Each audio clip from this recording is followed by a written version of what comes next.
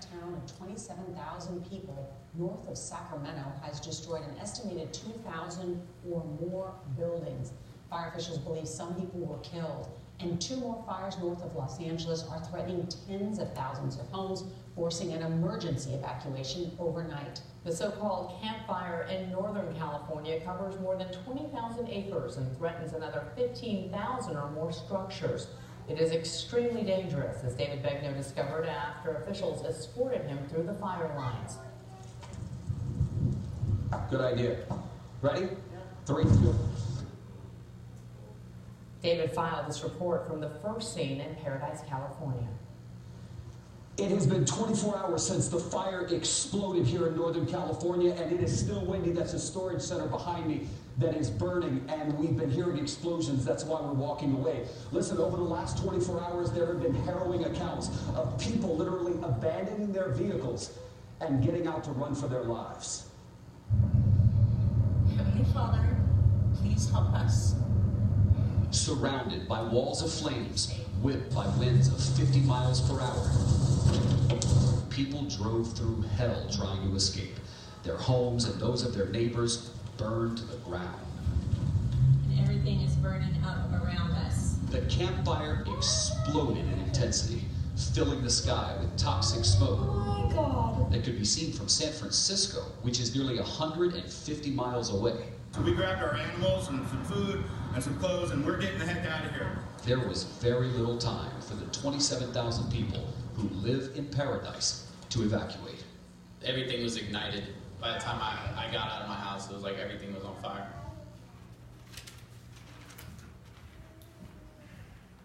So as some of you guys know, this week there was a fire in Paradise.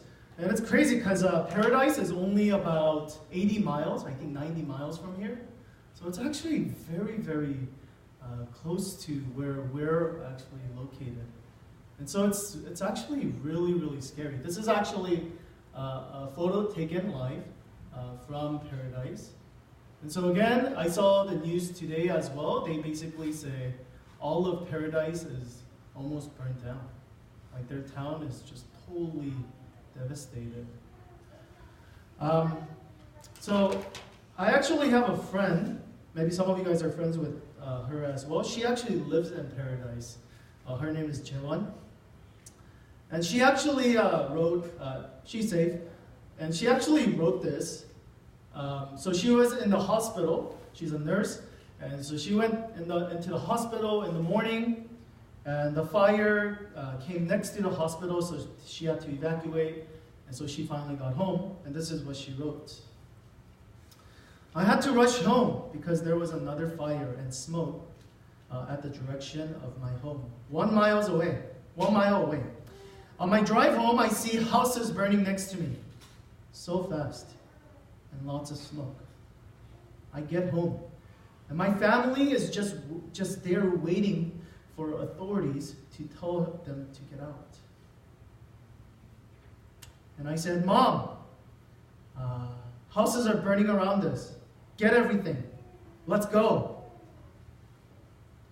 I must have had less than 5 minutes to pack whatever I could.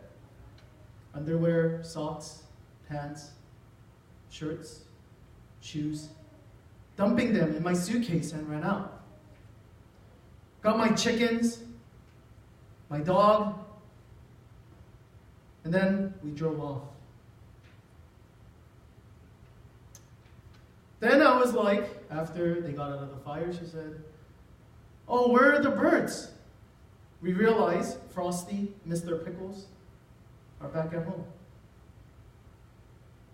And our bearded dragon, Amber, is also back there. So she continues on and she writes about this experience. And it's like, I don't know why. I think it's maybe because I know her and it's like so close by. It's like, you can't help it but to put yourself in that place as well and go, oh shoot, if I only had 5 minutes to pack, like what would I do? What would you do? You have 5 minutes to pack. But it was really interesting. This is actually what she ended with. She talked about all the different experiences, her family, and everybody's safe, and she has a place to stay. But she actually ended the post by saying this. She says, she actually listed the things that she was thankful for. It's really interesting. She literally lost everything that she has. Right? She even lost her pets, the things that she loves, the things that she owns. But she actually, it's weird, she actually ended the list. She wrote a lot of different things, but some of the things, number one, she said, I'm thankful because God kept me alive. And not only that, God woke me up. This experience, it made me refocus my life. Helped me to learn so many spiritual lessons. Number two, my family is here with me. And number three, she says, hey, since I have nothing now, life is simple. As you guys know, if this is your first time here, and some of you guys who have been here, we're going over a series called The Gift of Pain. And now, normally when we think of pain, we go, there's no way that there is a gift. When we're going through pain, we say, no, it's going to consume us and it's going to destroy us. But this sermon series, we talked about how we can walk even when we're going through suffering, and how God is able to still bring goodness out even in situations where we feel like it's only going to kill us and destroy us and devastate us. And this is, Jaewon, I feel like, gave a perfect example of what we're trying to do during the sermon series, which is, now, she could have totally said, why, God? Why are you doing this to me?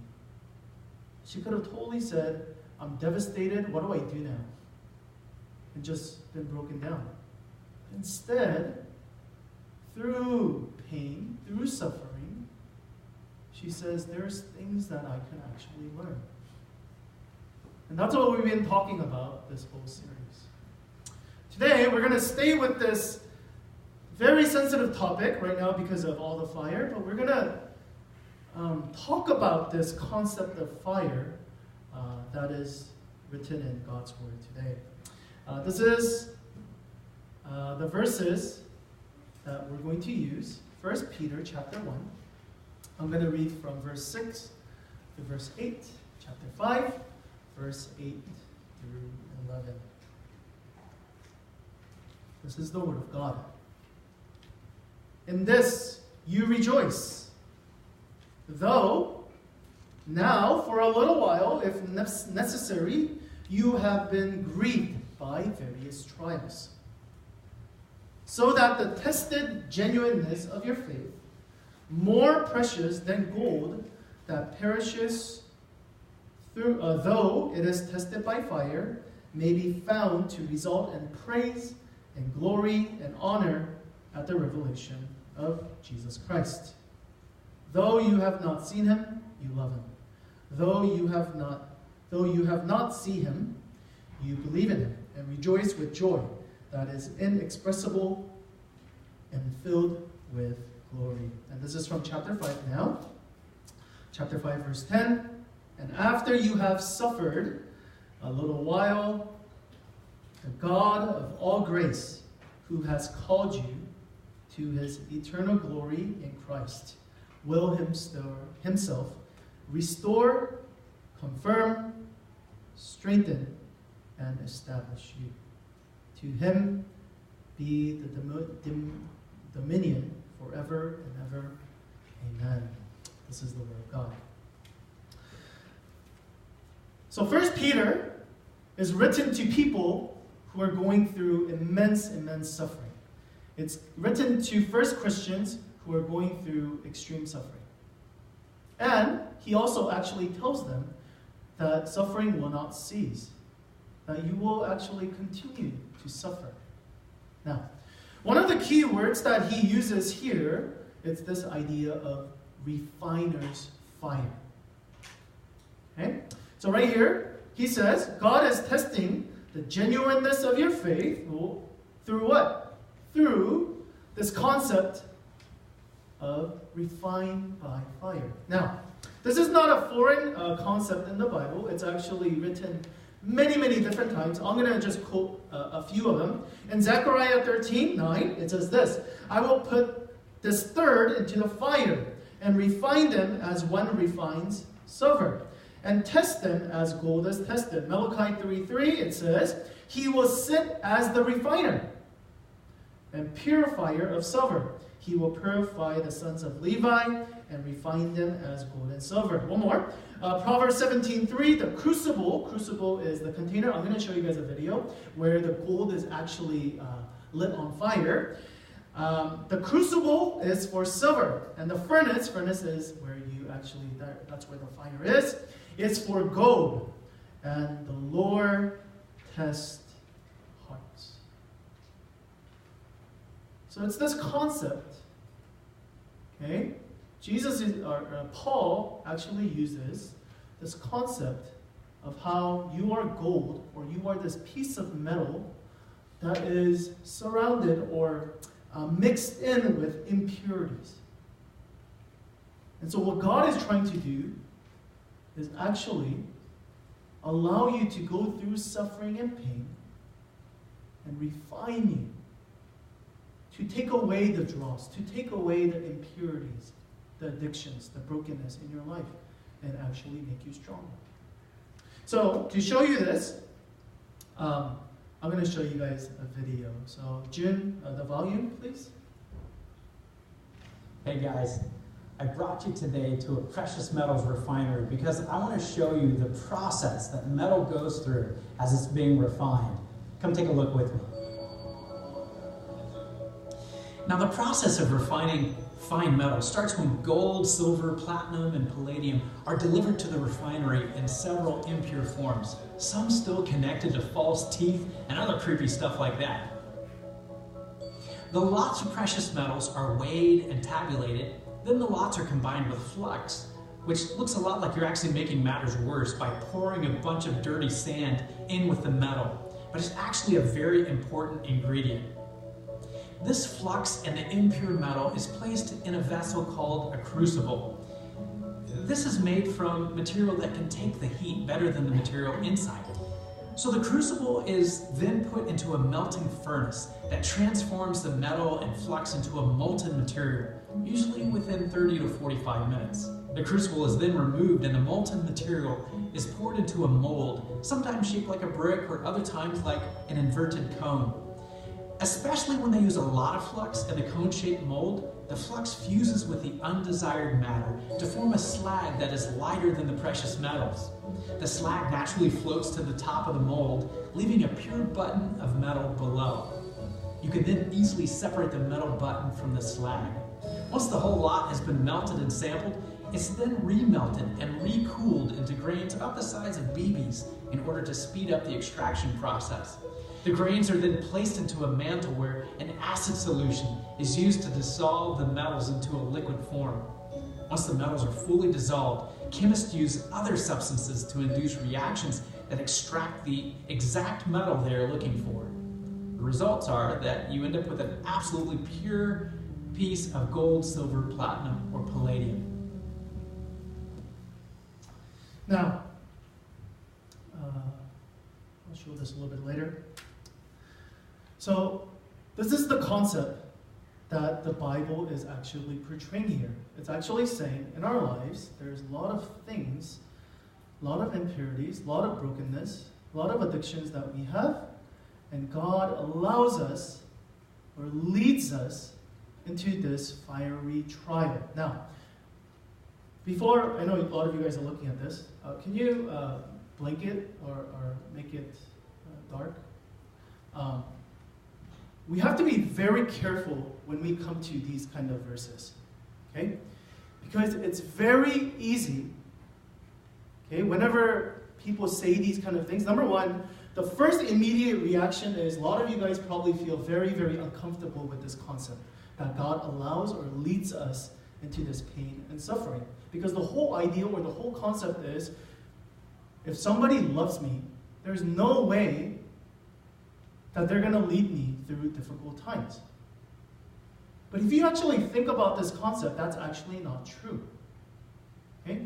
Any loving parent will lead or allow their kids to actually go through suffering and pain.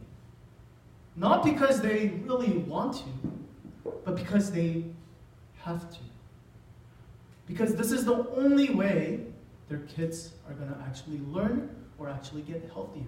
For example, if my kid is sick, if my baby is sick, and needs to go to the hospital, and the kid will never understand this concept of needle or anything that is making my body hurt. And yet, as a loving parent, you lead your kid, or you allow the kid to go through the suffering and pain. Why? Because it is only through going through that pain and suffering that that person will get better. Now, caveat or disclaimer. We have to also recognize that not every single pain or suffering situation that you actually go through is God's will.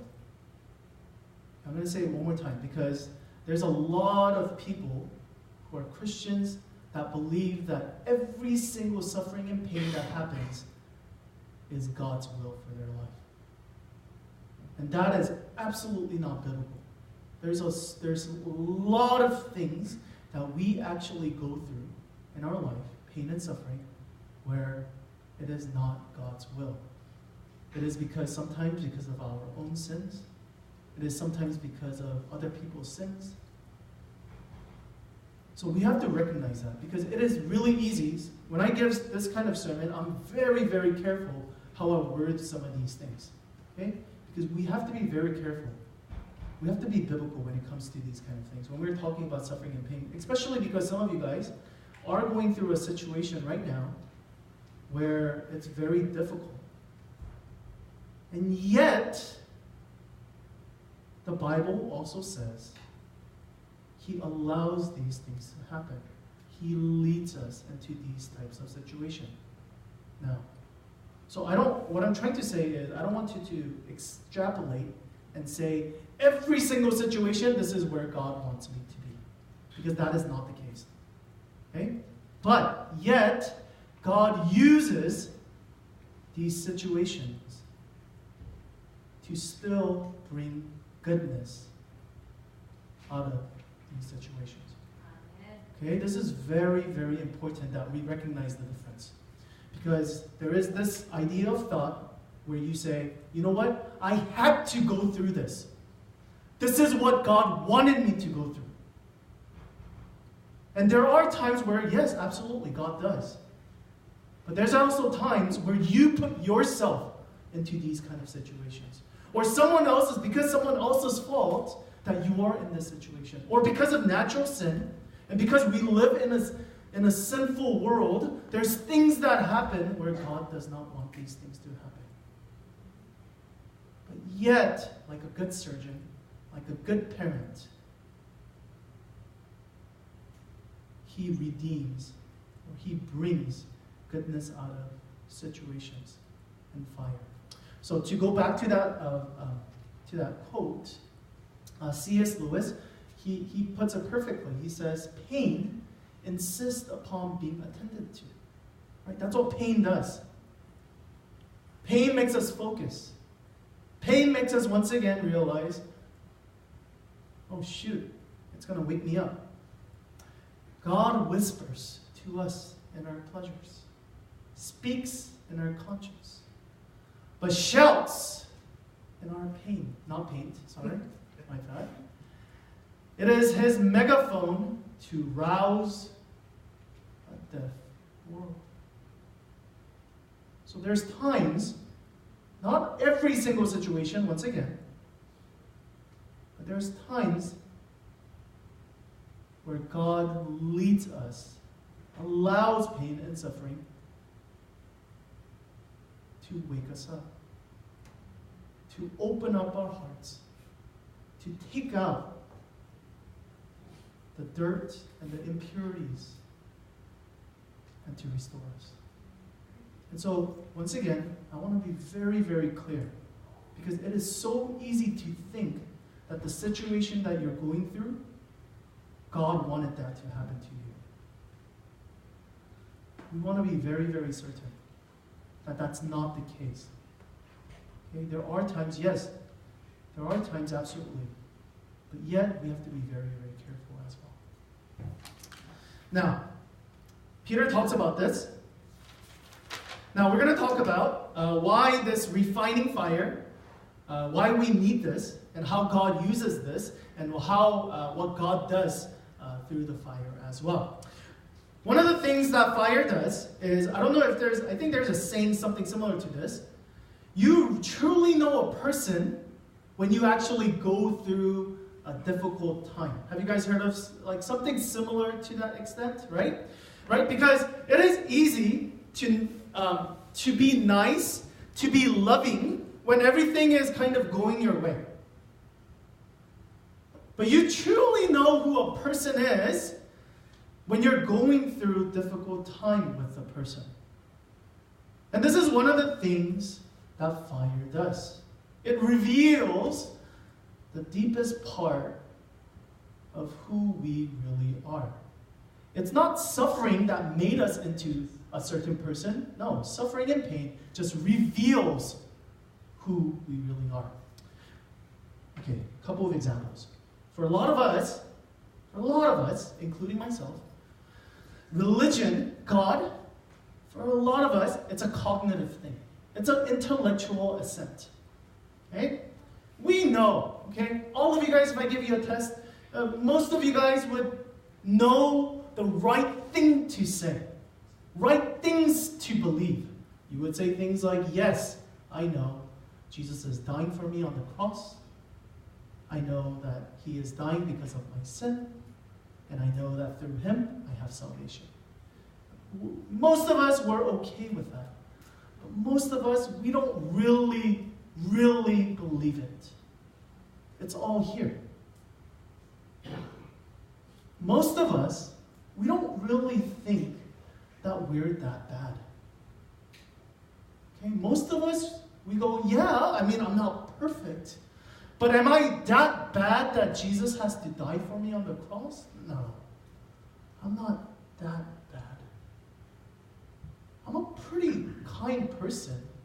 I do the things that I'm supposed to do. I come to church, I help out, I volunteer. I do really good work I help all these people. So our hearts, in our mind, of course, we say, no, I'm a sinner, saved by grace. But in our hearts, deep down in our hearts, we operate on this premise that we're actually doing very well. That we don't really need God's grace. That we can do it. We can live our lives without God. We're open-minded, we're hardworking, we're loving, we're sophisticated, we're smart.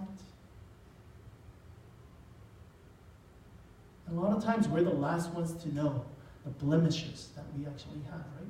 It's easier when you're living with other people, when your siblings, your wife, your husband, your parent, your kids, parents even.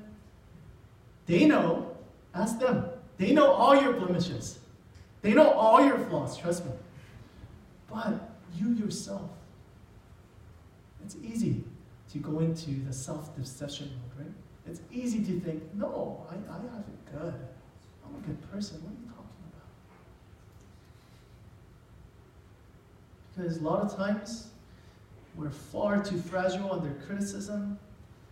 We're far too harsh when giving criticism. We're bad listeners. We're really ungenerous. We're impulsive, timid, cowardly, too controlling, unreliable. We're blind to a lot of these things. Yet, when suffering comes, when pain comes, when fire comes, and you are in the midst of fire, all of these things are revealed.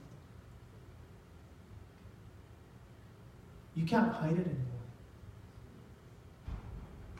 When pain comes, when suffering comes, everything is shown.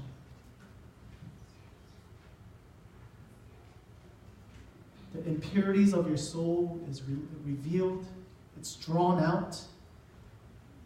You see the timidity, cowardness, selfishness, self-pity, all of these coming out.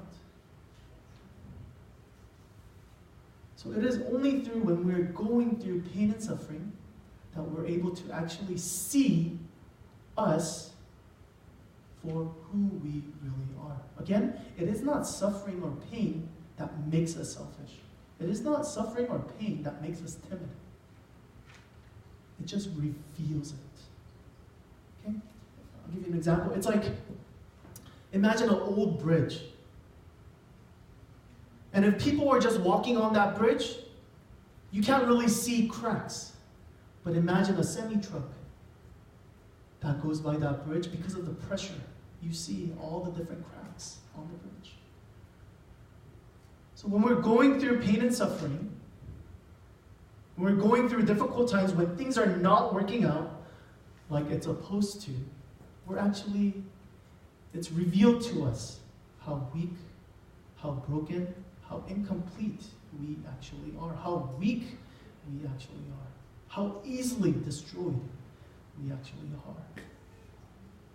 So, that's what fire does. That's what suffering does. That's what pain does. Now, this is where you have the choice.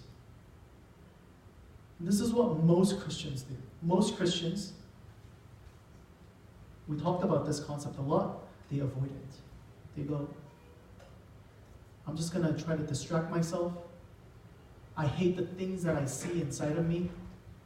I don't like this. And so I avoid it. I distract myself. I try to do more good things to hide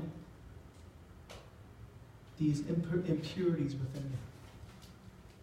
Or some people, a lot of us, we just become totally consumed by the fire.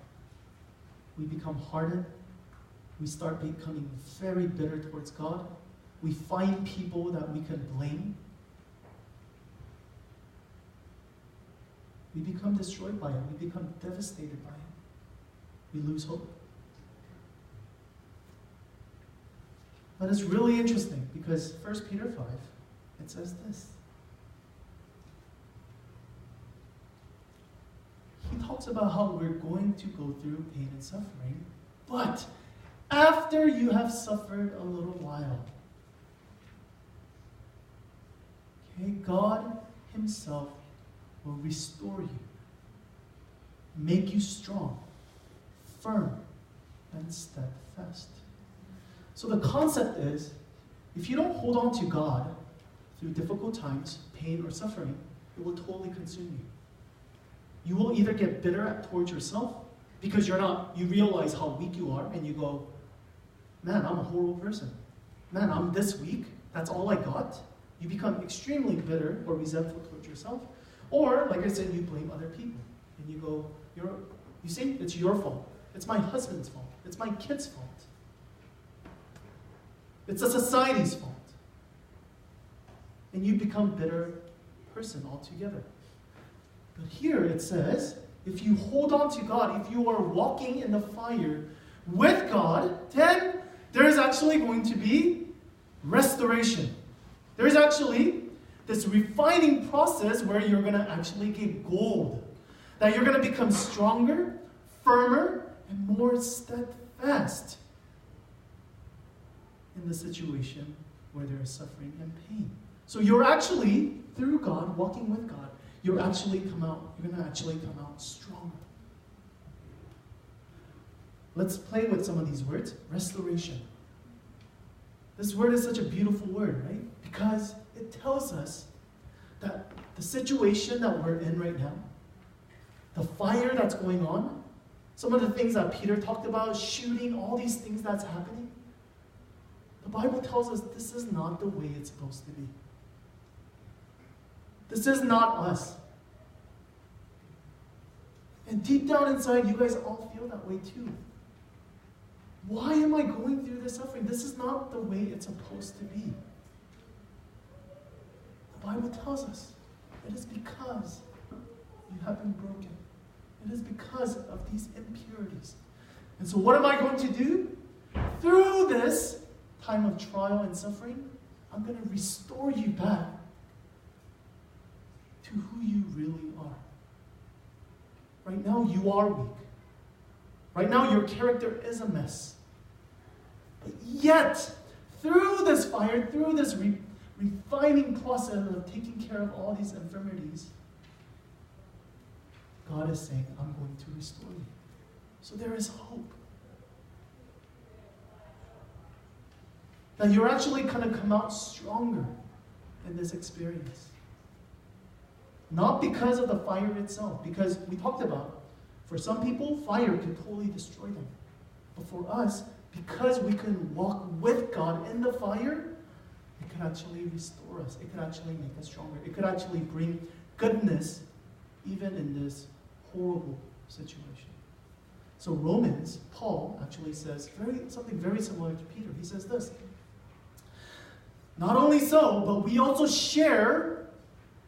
glory in our suffering. Again, what glory? Are you talking glory?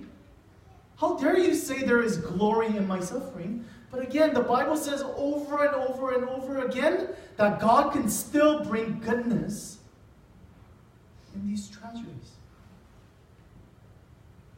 That He doesn't necessarily want these things to happen, and yet He's able to bring goodness out of these situations. He says this, because we know that suffering produces perseverance. And perseverance, character. And character, hope.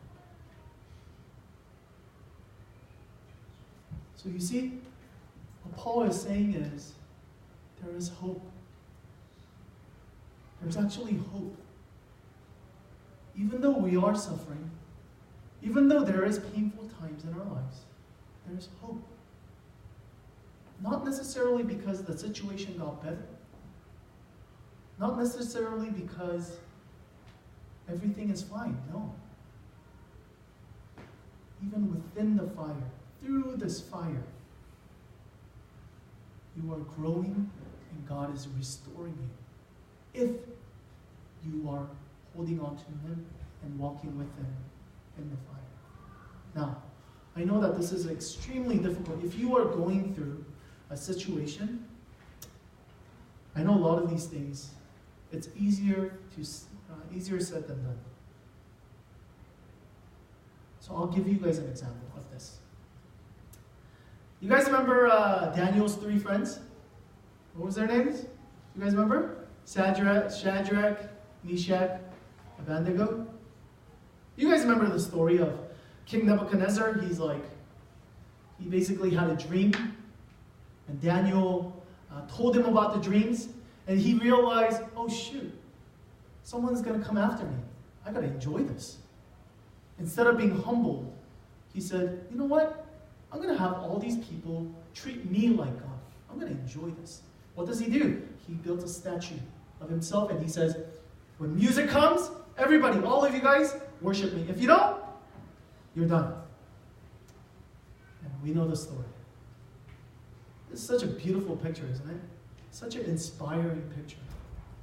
When everybody else is doing it, when everybody else is willing to lay down, they are willing to stand up for their faith. Nebuchadnezzar, he gets really angry. He says, now, when you hear the music, all kinds of music, if you are ready to fall down and worship the image I made, very good. But if you do not worship it, you will be thrown down immediately into a blazing furnace. Then what God will be able to rescue you from my hand? He's basically saying, hey, I'll give you another chance. When music comes, just worship. All good. I'll forgive you for this. But if you don't, you see the furnace over there? I am the God. No one else is God. No one else is going to save you. And this is the response of their friends. If we are thrown into the blazing furnace, the God we serve is able to deliver us from it. And He will deliver us from your Majesty's hand. But even if He does not, we want you to know, Your Majesty, that we will not serve your gods or worship the image of gold you have set up. It's this amazing, amazing faith that these people have, these three people have. They're saying, fire, this is nothing for God. And yet, even if we die, even if we perish, we're okay. Why are they okay? How is it possible that they're okay being consumed? It tells us. After they get thrown into the furnace, King Nebuchadnezzar leaped to his feet in amazement and asked his advisors, "Weren't there 3 men that were tied up and threw into the fire?" They replied, certainly, Your Majesty." But he said, "Look, I see 4 men walking around in the fire, unbound and unharmed. And 4th looks like son of the gods." This is a perfect example of what we see. You see why the 3 men, they were not scared of the fire? They were so sure that God would rescue them, that God will be walking with them in the fire. And yet, they also said, even if He doesn't get us out of the fire, it'll be okay. Why? Because God is a God who is willing to walk with us in the fire. And this is what, we talked about it last week, this is what makes Christianity so beautiful. Other religions will say, no, you got to get yourself out of the fire. You're on your own, buddy. Christianity is the only religion where God says, I will walk with you in the fire.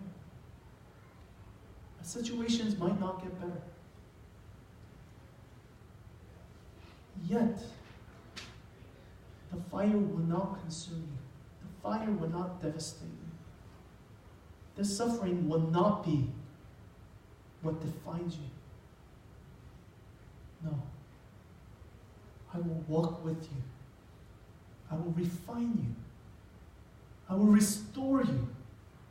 I will make you stronger through the pain and the suffering.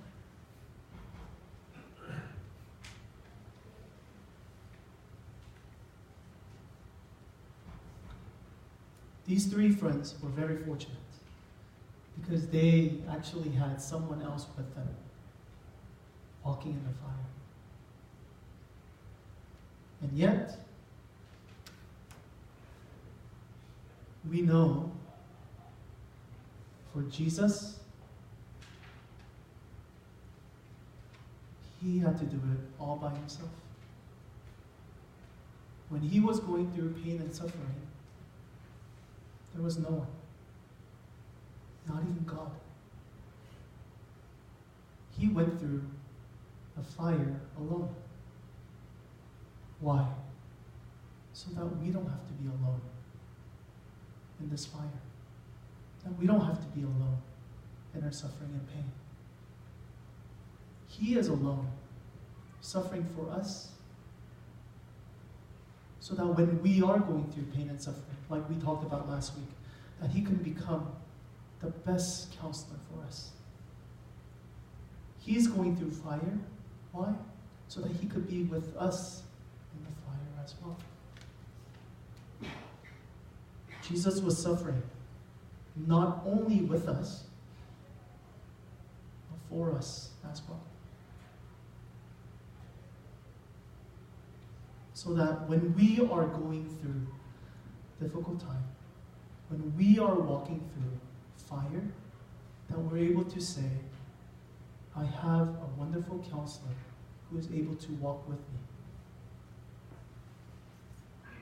I can say in the fire that I am not being punished for my sins. This is not God's way of punishing me or destroying me.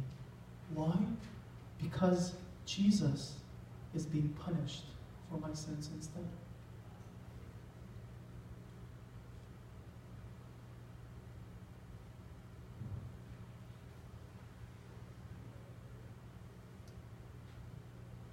Two questions for you guys as we end. Do you want to know who you really are? Your strength, your weaknesses? Second question. Do you want to have such a profound trust in God that no matter what happens in your life, that you are not shaken, your faith is not shaken like a reed? Then I suggest you that none of these two things are possible without you actually going through the fire. None of these things are actually possible without you actually going through suffering. There's no way to know who you are until you are really tested. There's no way to really learn how to trust in God until you are drowning. Let me end with this. I was having a conversation, actually very recently. I think was it yesterday or today? But remember when Peter was drowning, and remember he wanted to walk on water like Jesus, but he was drowning as well.